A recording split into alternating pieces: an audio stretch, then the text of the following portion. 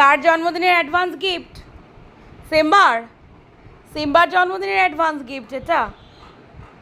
ও Simba, আচ্ছা ঠিক আছে, আমি দেখাবো। ও তুমি মুখু দিয়ে খুলবে? আচ্ছা আচ্ছা, আমি খুলে দিচ্ছি। এই যে এই এই হচ্ছে মহারাজের গিফট, একটা ওয়াটার বটল। বাইরে বেড়াতে গেলে খুব অসুবিধে হয় ওকে জল খাওয়াতে, তাই একটা পেট বটল কিনে দিয়েছি ওকে।